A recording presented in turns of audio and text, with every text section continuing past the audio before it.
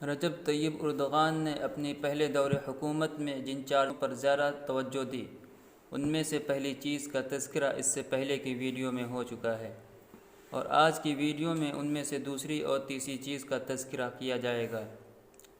ان چار چیزوں میں سے دوسری چیز داخلی سیاسی مصالحت تھی، چنانچہ انہوں نے وطن کے مسائل کو موضوع بنا کر تمام سیاسی دھڑوں کو ایک نقطے پر جمع کرنے کی کوشش کی۔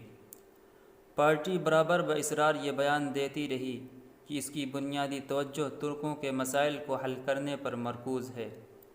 اس کے لیے پارٹی نے عام شہریوں کی خواہشات کو جاننے کی کوشش کی۔ اس اقدام سے ان کی عوامی مقبولیت میں مزید اضافہ ہوا، خاص طور پر غریب اور کمزور طبقوں نیز دینی حلقوں میں اس کو اچھی مقبولیت حاصل ہو گئی۔ اردغان نے پارٹی تاسیسی مجلس میں کہا تھا کہ وہ اور ان کے رفقا نے یہ پارٹی ترک میں بھوک مری اور فقر سے لڑنے کے لیے بنائی ہے۔ انہوں نے کہا تھا کہ ترکی کی عظیم قوم اس طرح کی پسماندگی کی مستحق نہیں ہے اور یہ اس کا مقام نہیں ہے۔ اردغان نے ہر طرح کی آئیڈیالوجی سے دور رہ کر اپنی فکر پیش کرنے کی قدرت حاصل کر لی، کیونکہ انہوں نے جو راستہ اختیار کیا وہ بذات خود بڑا خوشنما نظر آنے لگا۔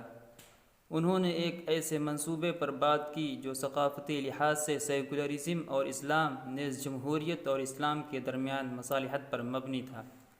انہوں نے یورپ کی مسیحی جماعتوں کی طرح ایک متدین مسلم جماعت کو دعوت دی۔ انہوں نے میڈیا کی اہمیت سے نجم الدین اربکان کی طرح غفلت برتنے کی غلطی نہیں کی۔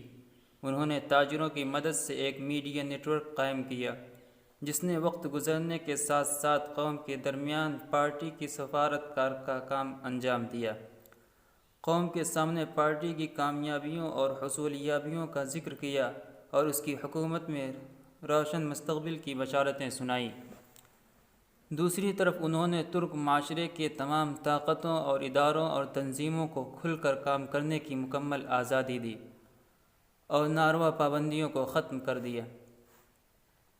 انہوں نے مدارس، مساجد، رفاہی تنظیموں اور نوجوانوں اور عورتوں کی تنظیموں کی کھل کر حوصلہ افزائی کی تاکہ یہ تنظیمیں ان کے اس تجربے کی حامی اور محافظ بن سکیں۔ یہ ایک ایسا اثاثہ بن جائیں جس سے ان کی قوت میں مزید اضافہ ہو اور اس تجربے کو استقرار حاصل ہو سکے اور اس کا آگے بڑھتے رہنا یقینی بن سکے۔ اس کھلی ہوئی شفاف سیاست نے اپنے نتائج دینا شروع کیے، چنانچہ پارٹی میں بہت سے نمائندوں، فنکاروں، صحافیوں اور ادیبوں نے شمولیت اختیار کی، کیونکہ ان لوگوں نے مشاہدہ کیا تھا کہ پارٹی کے معتدل انداز خطاب اور معتدل طرز عمل میں ترکی کی سیاسی بحران سے نکلنے کا راستہ یہی ہے۔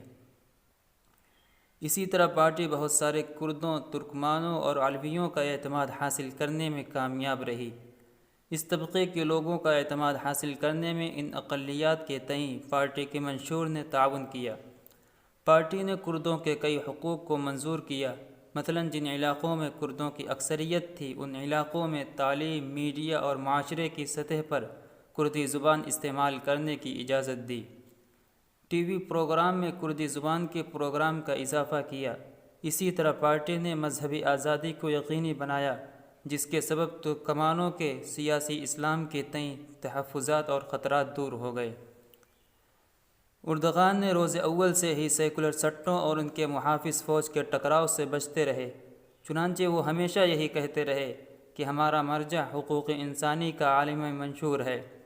یہ ایسا حوالہ تھا جو سیکولر سٹوں اور اسلام پسندوں دونوں کے لیے رضامندی کا سبب بنا، کیونکہ ان میں اسلامی شریعت کے مبادی سے تعارض نہیں ہے۔ چونکہ وہ حجاب کے مسئلے کو ابھی نہ چھیڑنے کا قصد کر چکے تھے، اس لیے وہ اپنی بیٹی کو تعلیم کے لیے امریکہ یونیورسٹی میں بھیجا، کیونکہ اس وقت ترک جامعات میں حجاب پہننے پر پابندی عائد ہو گئی تھی۔ جب صدارتی محل کو باحجاب خواتین کے لیے غیر مناسب مقام قرار دیا گیا تو وزیر اعظم اور ان کے وزراء نے اس قضیے سے الجھنے اور مقابلہ آرائی کرنے کے بجائے اپنی بیویوں کے بغیر ہی وہاں جانا شروع کر دیا۔ انہوں نے صرف یہ کہنے پر اکتفا کیا کہ حجاب کا قضیہ حکومت کا بنیادی ڈھانچے کے اندر رہتے ہوئے صرف اور صرف اجتماعی موافقت سے ہی حل ہو سکتا ہے۔ اردغان اس طبقے کی سربراہی کر رہے تھے جس نے بڑے بڑے نظریات پیش کرنے اور وسیع آئیڈیالوجی پر گفتگو کرنے سے گریز کی، جبکہ ان کے استاد اربکان اس کے داعی تھے کہ کھل کر اپنی آئیڈیالوجی کو پیش کیا جائے، جس کے سبب ترک فوج اور سیکولر سٹروں کا غصہ بھڑک اٹھتا تھا۔ اردغان نے اپنی تمام تر توجہ عوام سے رابطہ پر قائم رکھا، ان کی زندگی اور روزمرہ کے مسائل کو اپنا لینے پر مرکوز رکھی، ساتھ ہی وہ صبر و ثبات اور پوری ہوشیاری کے ساتھ اس کے لیے کوششیں کرتے رہے کہ ترکی کی سیاسی زندگی پر سے فوج کے تسلط کو کس طرح کم کیا جائے۔ ظاہر ہے کہ یہ کام قانون اور قانون سازی کے ذریعے ہی ممکن تھا۔ اس قانون سازی کا دائرہ اور اثر دن بدن بڑھ رہا تھا۔ ان کی کامیابی اور حصولیابیاں روز بروز قانون سازی کی راہ ہموار کر رہی تھیں اور ان کے اعوان و انصار میں اضافہ کر رہی تھیں۔ اقتدار میں پہنچنے کے بعد اردغان کی حکومت نے 2003 عیسوی کی ابتدا میں 7 قانونی پابندیاں صادر کیں جو یورپ کے معیار سے موافقت رکھتی تھیں، جن کا مقصد ریاست کے اداروں کی تشکیل نو تھا۔ پارلیمنٹ نے ان قوانین پر مہر تصدیق لگا دی۔ ان قوانین نے قومی سیکورٹی کونسل اور اس کے سیکریٹریٹ کے اندر سویلین اور فوج کے تعلقات کو منظم کیا۔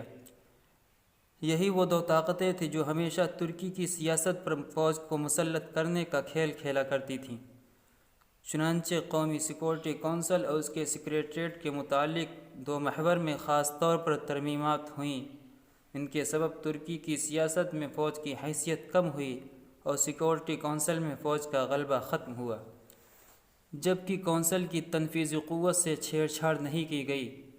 اس ترمیم کا ایک محورہ تھا کہ سیکورٹی کونسل کے قانون کی اس شق کو ختم کر دیا گیا، جس کی روح سے سیکورٹی کونسل کا سیکریٹری فریق اول کے طور پر مسلح افواج کے ارکان میں سے ہونا ضروری تھا۔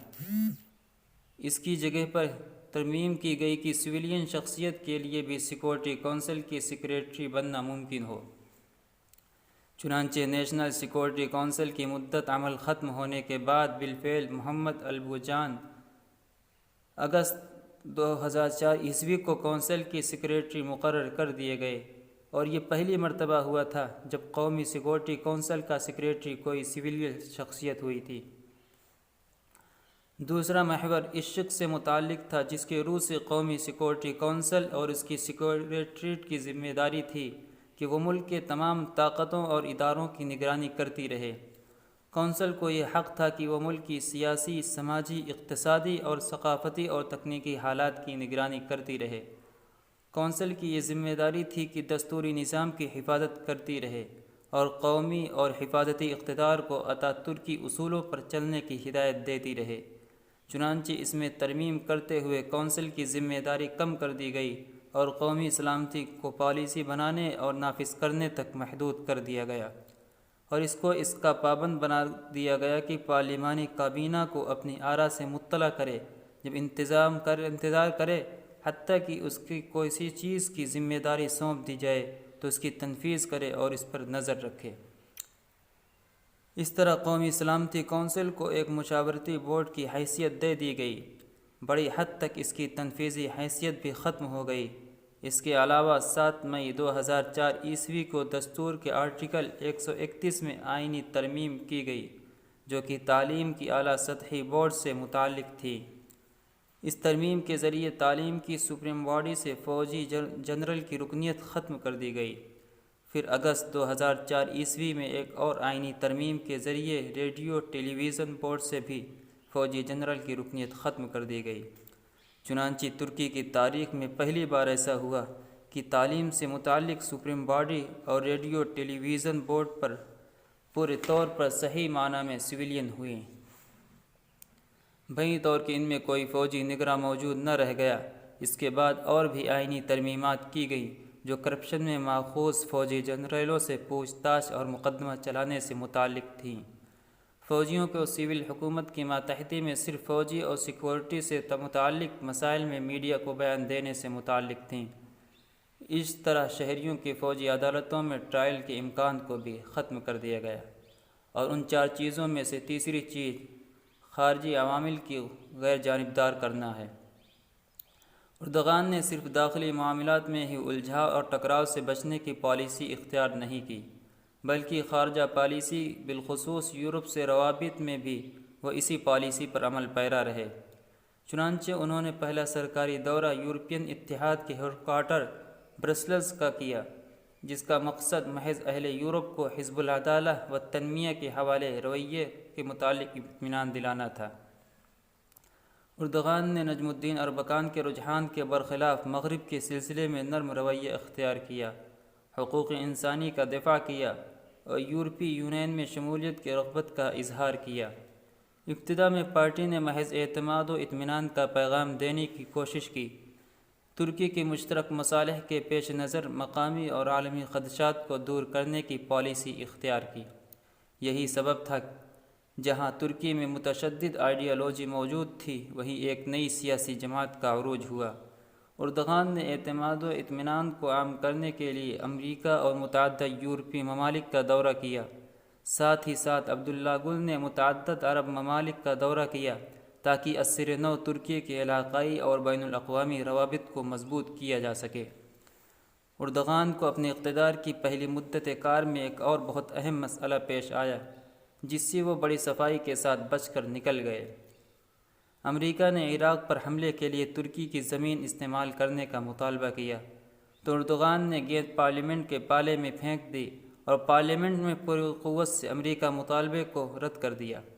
یہ بھی اردغان کی ایک ماہرانہ سیاسی چال تھی، جس کے سبب وہ اس اہم قضیے میں پھنسنے سے بچ گئے۔